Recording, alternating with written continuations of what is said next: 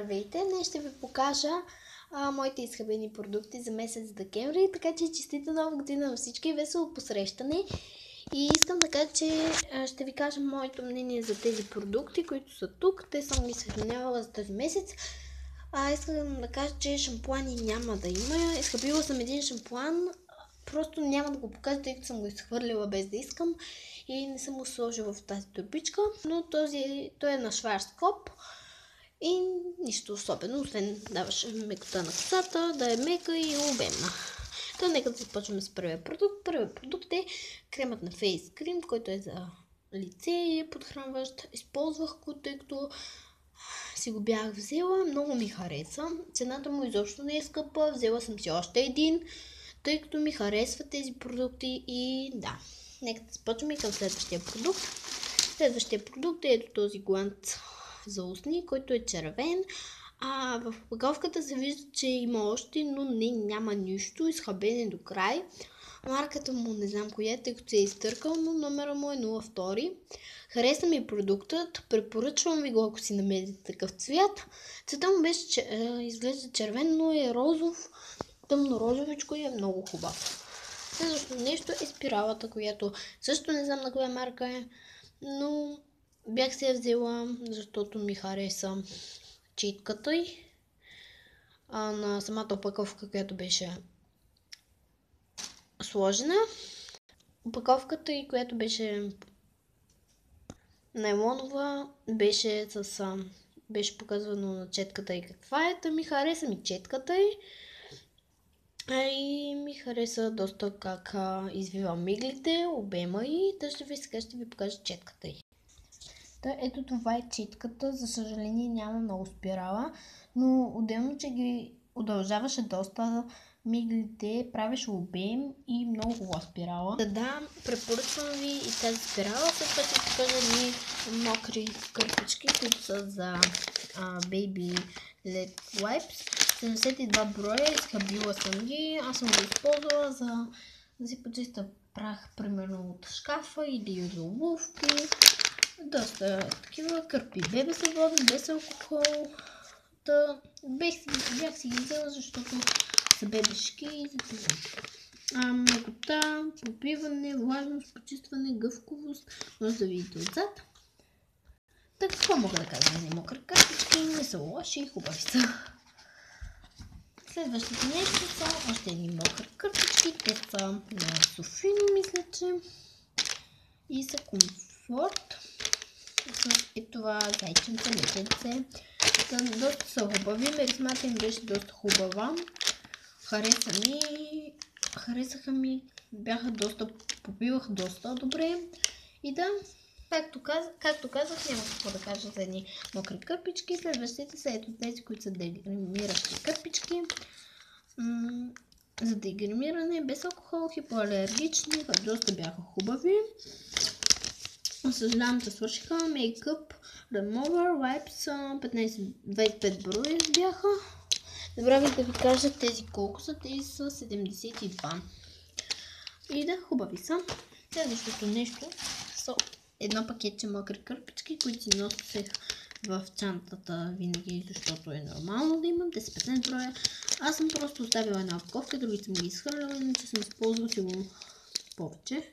Да виждате, няма нищо. Миришва много хубаво и ги използвах постоянно. Следващото нещо е лочната линия на Golden Rose, която беше страхотна. Цената й беше 5,25 лева.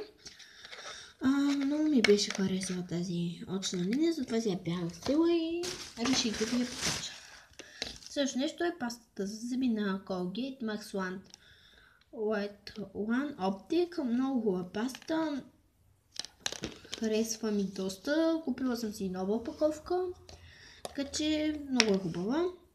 Задържа като дъха ти много дълго. Така че вие препоръчвам да си я вземете, ако я нямате, защото няма да сгрешите.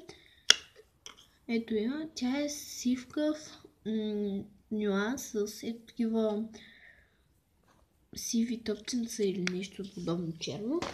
И следващия продукт е фондютена ми на Golden Rose, който беше Бях много доволна от него, но съм го изхабила вече, затова е нужно да разделим с него. Доста добро приготвяне имаше. Едни тампони за почистване на грим на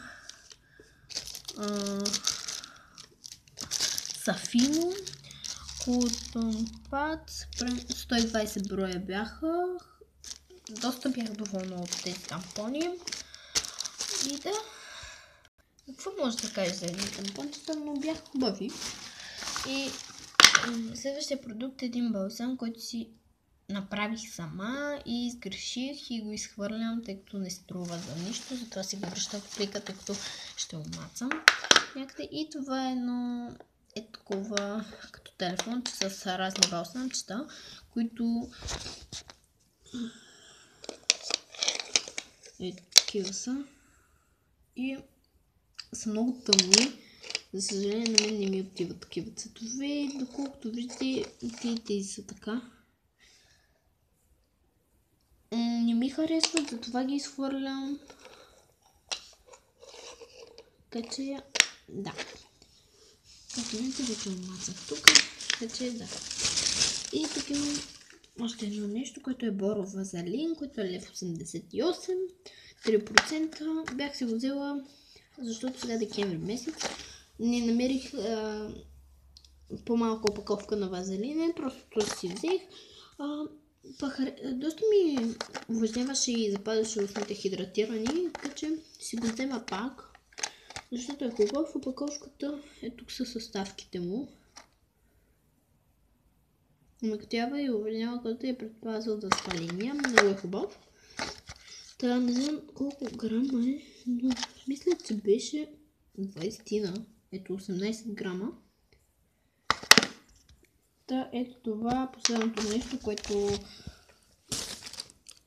е изхабено. Това е на Golden Rose, едно червено, номер 50. Изобщо не ми хареса, много тъмен цвят. И изобщо не го препоръчвам, тъй като е много неудобно да се изважда, тъй като е твоя капачката и да го извадиш е много трудно. Ето. Това е капачката, червеното изобщо не ми хареса, това е останало от него. Да, с балсам го използвах, иначе така много ми е тъмно, не ми харесва иначе.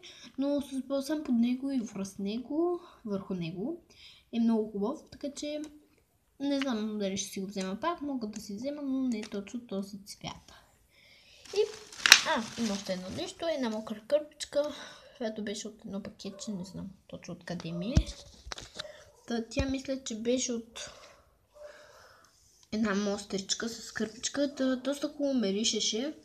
И още ухае на коледно нещо, тъй че бях взела една коледна свещ и ми дадоха, мисля, че е тази кърпичка в опаковка. Да, харесва ми. И да, това бяха всички мои скъбени продукти. Надявам се, че да ви беше интересен и полезен. Ако е така, дайте един палец нагоре и се абонирайте за мен. Може да ми давате идеи за още видеа. Да съжалявам, че този клип стана малко дълъг. Да ви кажа пак честита нова година на всички и до скоро. Забравих да кажа, че ще има всичко долу в описанието, като продукти, всичките имена на тези продукти ще бъдат долу в описанието. Така че до скоро и ще се видим в следващото видео.